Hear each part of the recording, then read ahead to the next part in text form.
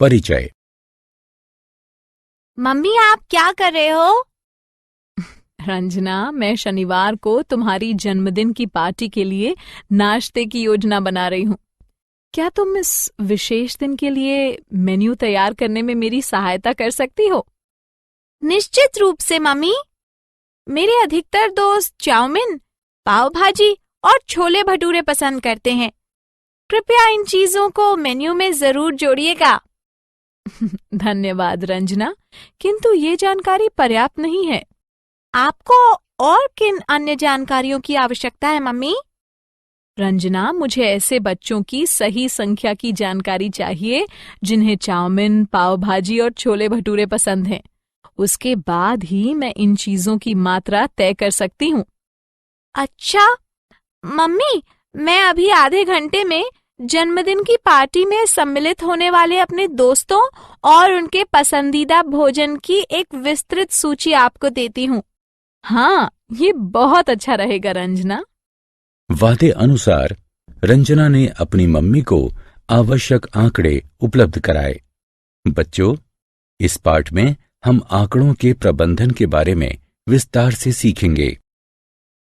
उद्देश्य।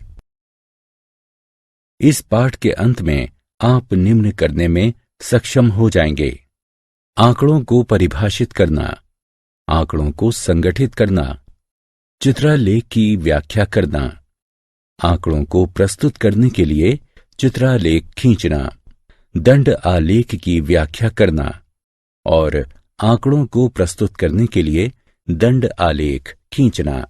आंकड़े। एक खास इलाके के रेजिडेंट वेलफेयर एसोसिएशन यानी RWA ने आवासीय परिसर के अंदर वाहनों की तुलना में अधिक वाहनों की पार्किंग के लिए निवासों पर शुल्क लेने का निर्णय लिया है। इस प्रयोजन हेतु निवासियों से प्रवेश द्वार पर सुरक्षा गार्ड को अपने वाहनों की जानकारी देने के लिए कहा गया है। एक सप्ताह पश्चात अध्यक्ष रजिस्टर को देखते हैं। आइए हम इलाके के निवासियों द्वारा उपलब्ध कराई गई जानकारी को देखते हैं। तथ्यों और संख्याओं के इस तरह के अव्यवस्थित संग्रह को आंकड़ों के रूप में जाना जाता है। आंकड़ों का अभिलेखन। श्रीमती संदीप शैक्षणिक प्रभारी हैं। उन्होंने शीतल को 10वीं कक्षा के सभी विद्यार्थियों के पसंदीदा विषयों के लेखन का कार्य सौंपा है। शीतल सभी आवश्यक विवरण एकत्रित करती है, एक पत्र पर उसका सार करती है, एक फाइल में लगाती है एवं फाइल शैक्षणिक प्रभारी को सौंप देती है। चलिए आइए शीतल द्वारा एकत्रित विवरण पर एक नजर डालें। विभिन्न स्रोतों से एकत्रित की गई प्रविष्टि की जानकारी की प्रक्रिया आंकड़ों का अभिलेखन कहलाती है। आंकड़ों का संगठन। आइए अब हम RWA के आंकड़ों को संगठित करते हैं, जिसकी चर्चा हमने शुरुआत में की थी। 3 कॉलम वाहन, मिलान चिन्ह एवं परिवारों की संख्या के नाम से बनाइए। एक एक करके वाहनों के नीचे 1, 2 और 3 निर्दिष्ट कीजिए। मिलान चिन्ह के नीचे वाहनों के उपयुक्त विकल्पों के सामने मिलान चिन्हों से वाहनों की विशिष्ट संख्या वाले परिवार को निरूपित कीजिए। अब वाहनों के प्रत्येक विकल्पों के सामने मिलान चिन्हों की गिनती कीजिए एवं परिवारों की संख्या के नीचे इसे अभिलेखन कीजिए। आत्म मूल्यांकन। नीचे दी गई तालिका एक विद्यालय में विभिन्न आयु वर्ग के विवरण को दर्शाती है। विद्यार्थियों की संख्या वाले कॉलम में सही विकल्पों को उठाकर रखिए। आंकड़ों का चित्रीय निरूपण। एक तस्वीर 1000 शब्दों के बराबर होती है। तस्वीर के रूप में व्यक्त आंकड़े जल्दी समझ में आ जाते हैं और लंबे समय तक स्मृति में रहते हैं। आइए अब हम आंकड़ों के 2 सरल चित्रीय निरूपणों को देखते हैं: चित्रालेख एवं दंडालेख। चित्रालेख की व्याख्या। एक चित्रालेख सुचित्रित रूप से चित्रों की सहायता से आंकड़ों का प्रस्तुतिकरण है।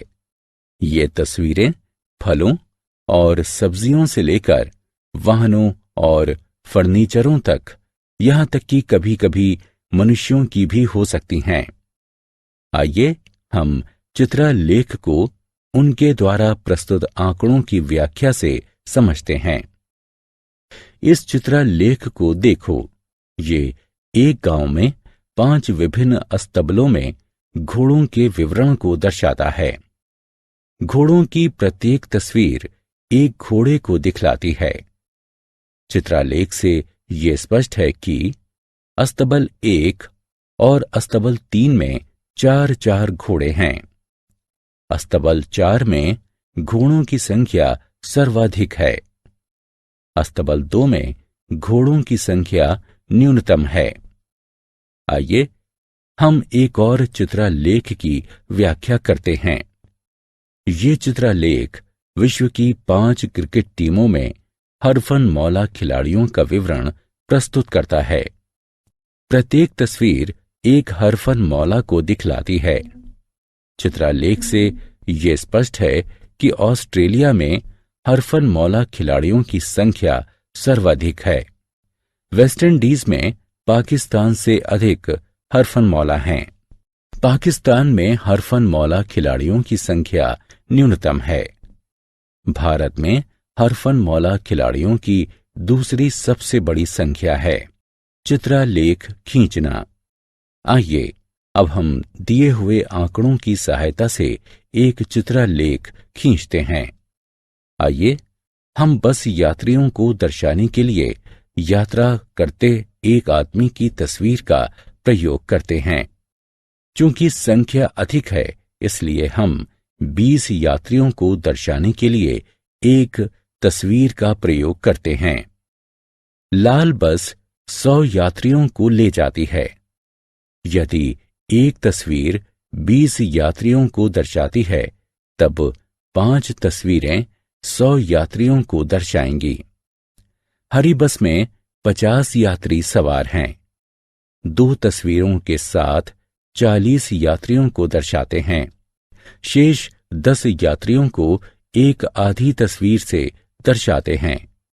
नारंगी बस 70 यात्रियों को ले जाती है। 3 तस्वीरों के साथ 60 यात्रियों को दर्शाते हैं। शेष 10 यात्रियों को एक आधी तस्वीर से दर्शाते हैं। दंड आलेख की व्याख्या।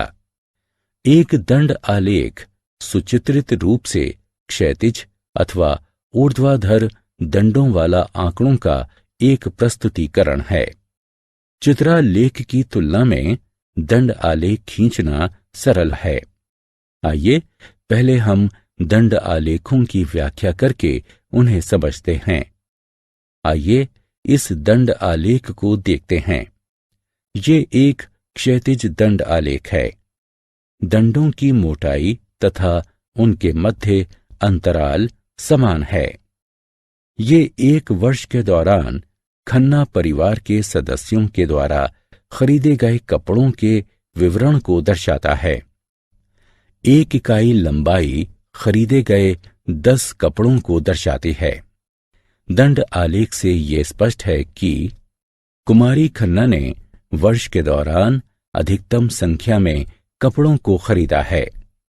वर्ष के दौरान मास्टर खन्ना की कपड़े की खरीदारी सबसे कम है। श्रीमती खन्ना की खरीदारी श्री खन्ना से 5 कपड़े अधिक है। आइए एक और दंड आलेख की व्याख्या करते हैं। ये एक ऊर्ध्वाधर दंड आलेख है। ये एक कारखाने में महिला कर्मचारियों का विवरण प्रस्तुत करता है। दंड आलेख से ये स्पष्ट है कि प्रयुक्त पैमाने में 1 इकाई लंबाई बराबर 50 महिला कर्मचारी।